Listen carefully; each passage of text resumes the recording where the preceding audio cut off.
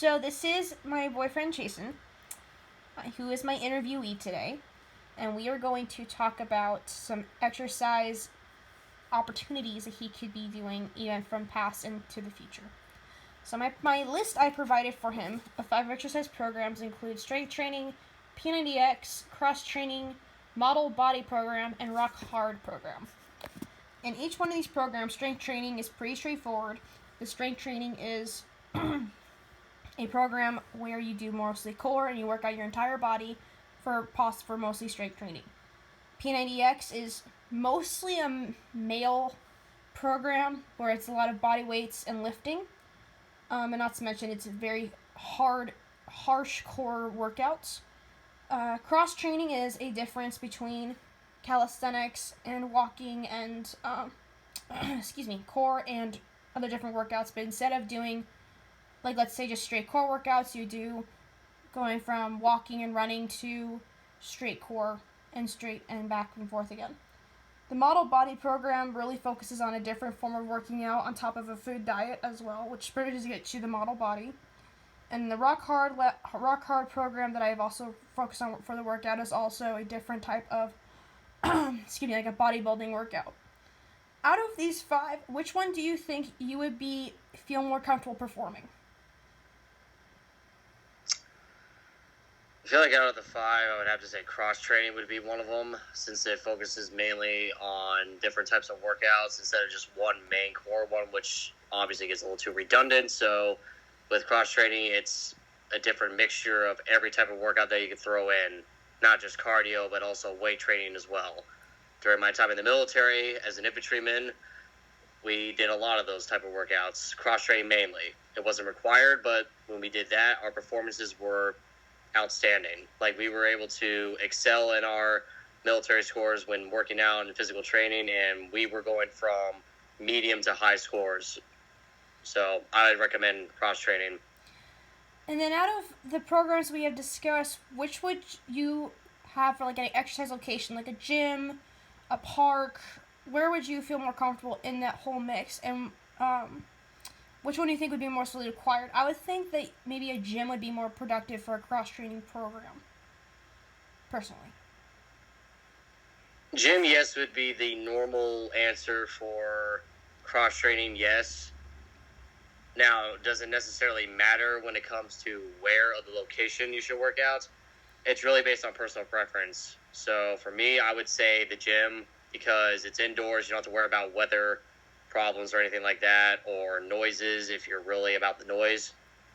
So if you want somewhere that's indoors, you can do it constantly, I would say the gym too. And then for cross training, we both kind of have some good experience in cross training. What exercises do you feel that you'd feel comfortable performing, like sit-ups or scissors or whatever kind of different workouts would you feel comfortable performing if you're going to do cross training? It doesn't really matter. I feel comfortable in most workouts. I would say maybe one workout I was very uncomfortable with at the time was scissors, because my hip flexors were not in the best of shape during my time in the military. So when it came to setups, I did horrible. But while I ended up putting scissors into cross training with me and my team at the time, it was actually helping us excel, not just main core areas that we had to work on, but also working on areas that we needed to focus on the most.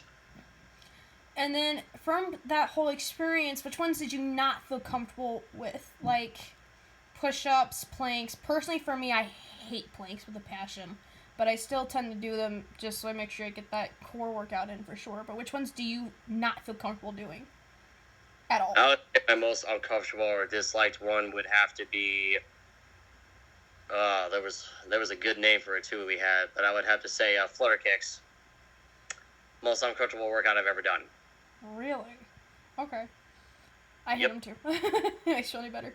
And then who, even from your past or for your future reference, who could potentially help you correct your technique?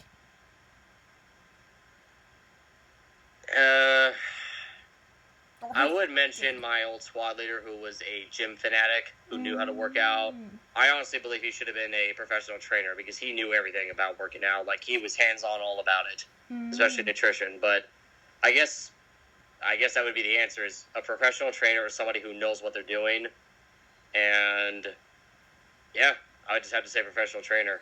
So my next question then is, who would be your accountability partner? Pretty much your support system, someone who's going to go train with you, so on and so forth. Like, who would you feel comfortable going with? Besides me, because I know. Hello. Just saying. I'm kidding. It's a joke.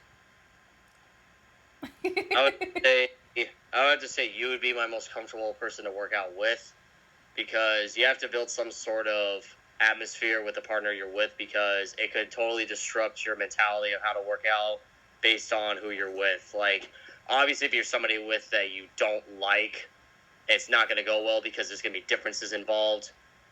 Or if you're with somebody that's neutral, it could open up doorways to find out new connections on how to trust each other better when it comes to working out, as well as being able to compromise with each other what type of workouts you like to put into cross training. Mm-hmm. Whereas you and I, you already know like what type of workouts you and I would be doing, so it would be constant communication between you and I, to where you and I just nail it every time. Mm-hmm. So then my next question is what are some examples of experiences that may improve your confidence, your enjoyment, or sense of accomplishment and competence in performing an exercise routine and or reaching both your short and your long-term goals? Like, what, even from your past, what experiences have you had that actually, like, made you more confident?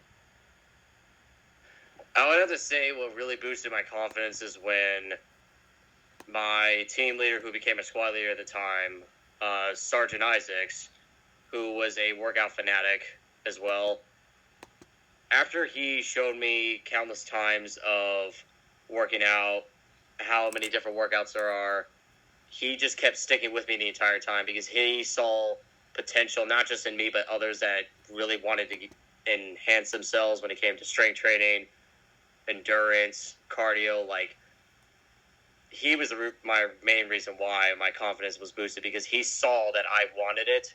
Mm-hmm. And I think that's what really gave me my confidence, is having somebody being able to see how much potential I have, instead of just relying on somebody else's viewpoint, whereas half the time it's always, oh, well, he doesn't seem like he can do it. Look at him, he's skinny. Oh, he can't do it.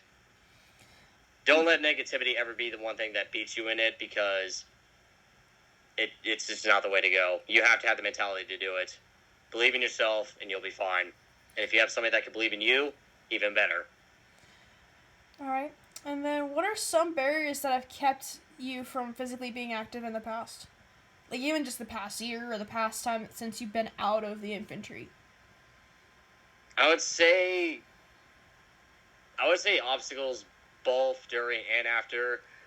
During the military, what made it really hard to keep working out was, and I know not a lot of people will understand the terminology when it comes to the military, but when we would go out to the field, which is training environment, which is like the woods, forest, whatever you want to call it, we would be out there for like maybe a day or two, but sometimes, if not most of the time, would be a week or two.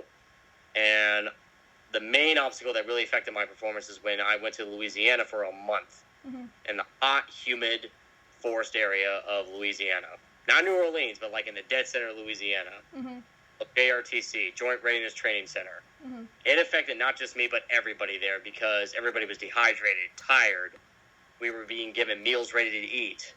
Mm-hmm. Really, really bad food that has no nutrients in them. It's all calories only. Mm-hmm. And that was my main obstacle, was going to that event twice, which really affected my performance. Mm-hmm. Now, besides during the military, those were my obstacles.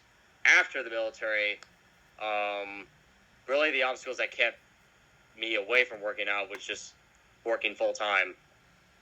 And it really just goes back to mentality. You can't let yourself be defeated just because, oh, I had a long day at work. Oh, I don't feel like doing it. I just want to go home and sleep. Oh, I want to go play Xbox or something. You really have to keep that mentality up and believe in yourself that you can do it, because it will be a main obstacle. And I believe that's what it is for me, is making myself feel defeated because I'm tired and hungry. So in this case, it would mostly be time, and I would also maybe think finances, because finances is pretty tight as well. Finances depend, because if you're working a job that pays really well, you should be fine. Yeah. But if you have to work two jobs, then go ahead and work 2 jobs, but it's really hard to want to keep up that schedule too, because you got bills to pay, you got groceries to put in your fridge, you got a job you got to go to every single day. Yeah. It just really depends if you have the time to do it, which I guess would be the main thing. Mm-hmm. So no, you're right. Time would be the number one thing if you're working minimum wage. Okay, and of course the last question is, what strategies would you put in place to try and stay active in the past? Like, what were your strategies to not force yourself, but really motivate you to actually try to attempt to go work out? And which ones did work and which ones didn't work? Like, oh, you know what? I'll just go to the gym because I feel like going. Like, that's not really a viable answer, if you will. I guess the motivation tips I used for myself when it came to keeping up the endurance would be just keeping a good, healthy diet, setting yourself up with a time to where you can like schedule yourself what days or what times you want to put your workouts in.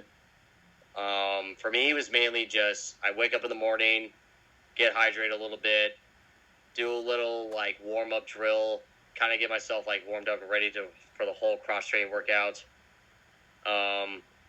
Eat in between workouts as well if you can. Not everybody can, but for me, I always eat during my workouts. Not big portions, but really, really like small portions, and just getting a lot of sleep.